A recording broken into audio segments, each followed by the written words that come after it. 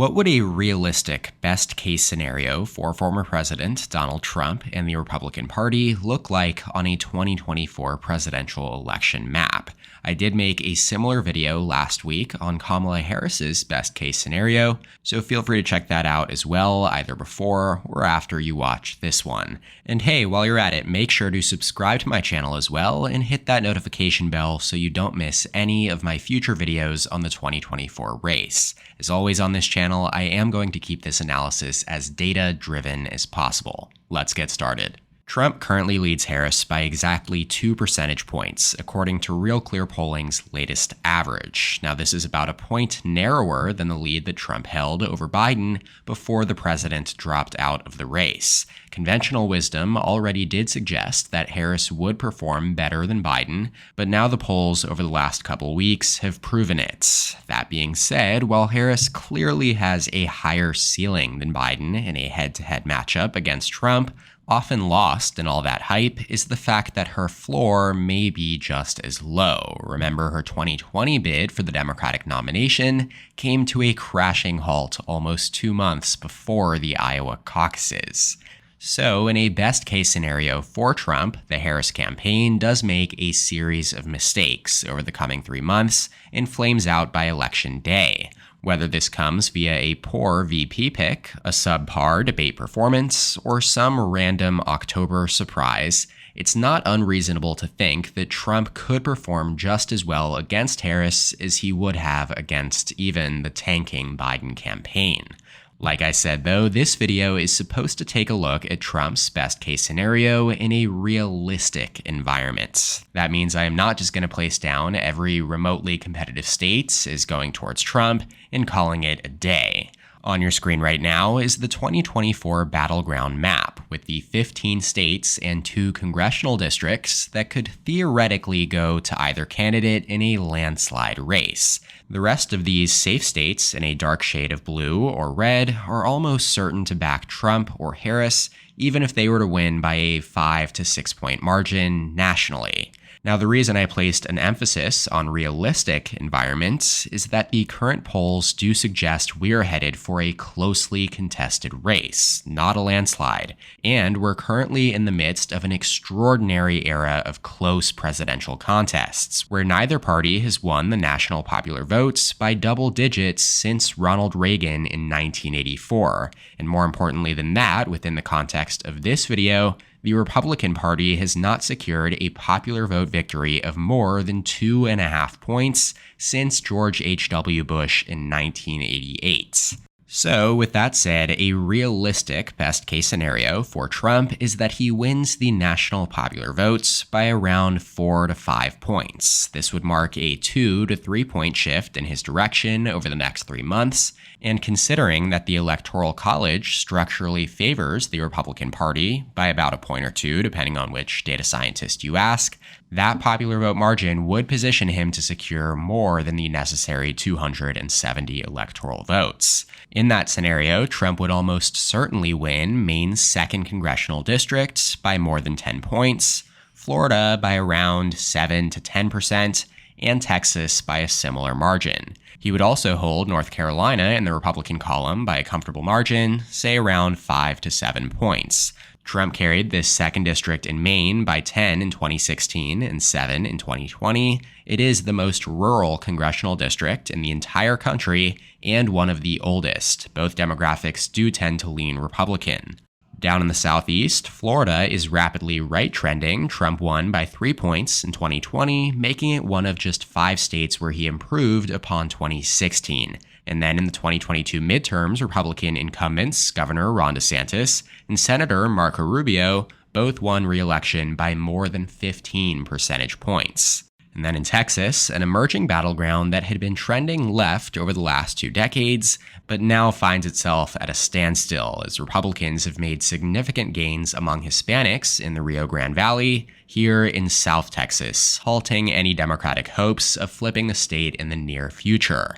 And then finally, North Carolina, always a competitive state, the last 8 presidential and U.S. Senate races have been decided by less than 6 points, but they have always gone Republican. Trump won it by only a point in 2020 after winning it by 3 points in 2016.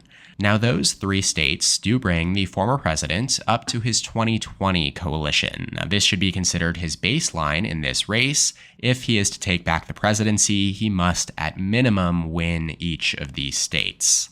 The 11 remaining states, left in gray, all voted for Joe Biden in the 2020 election. 6 of them backed the Democrat by margins of less than 3 percentage points, and so considering that a Trump plus 4 or Trump plus 5 national environment would mark a near 10-point swing from Biden's 4.5-point popular vote margin in 2020, all 6 would realistically flip into the Trump column in that scenario.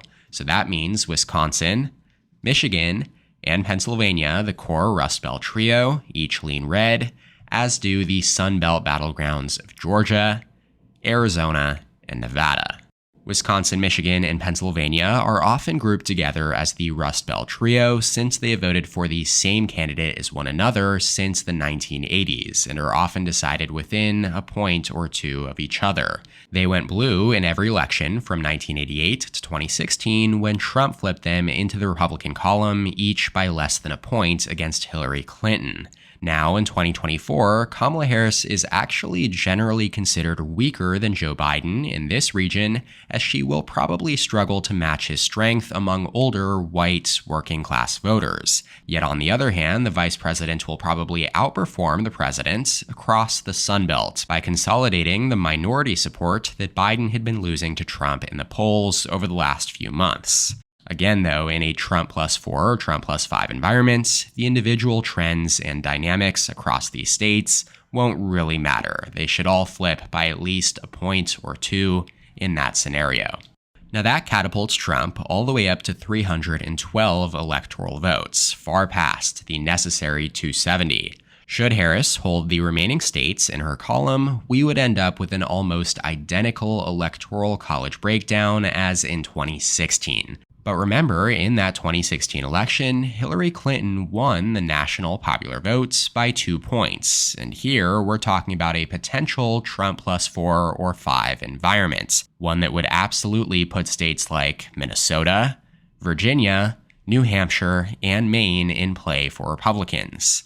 They each backed Biden by at least 7 points in 2020 after voting for Clinton by much narrower margins in 2016. Maine was Clinton plus 2.9, New Hampshire, Clinton plus 0.4, Virginia, Clinton plus 5.3, and then Minnesota, Clinton plus 1.5. Now, some early polls this cycle did show Trump within striking distance or even ahead of Biden in each of these states. We have not yet received enough Harris polls to come to any conclusions on whether the vice president has stopped that bleeding, so to speak, like she has in the national polls, but based on those national surveys, I do think it's reasonable to believe that she will probably outperform or perform better than Biden in most of these states. Again, though, a Trump plus 4 or better environment is a massive swing from 2020 and even 2016, and so I think it's more likely than not to translate over to Donald Trump winning at least Minnesota and New Hampshire as well.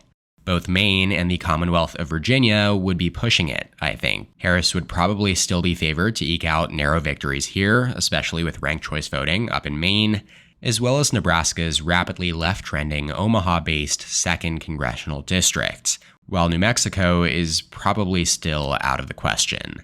And then in terms of pure margin on this map, you'd probably also see states like Colorado and Oregon, as well as a state like New Jersey, dip into the likely Democrat territory in this best-case scenario for Trump. They all went to Biden by margins of around 14 to 16 points in 2020 and could dip closer to the single-digit territory in this environment.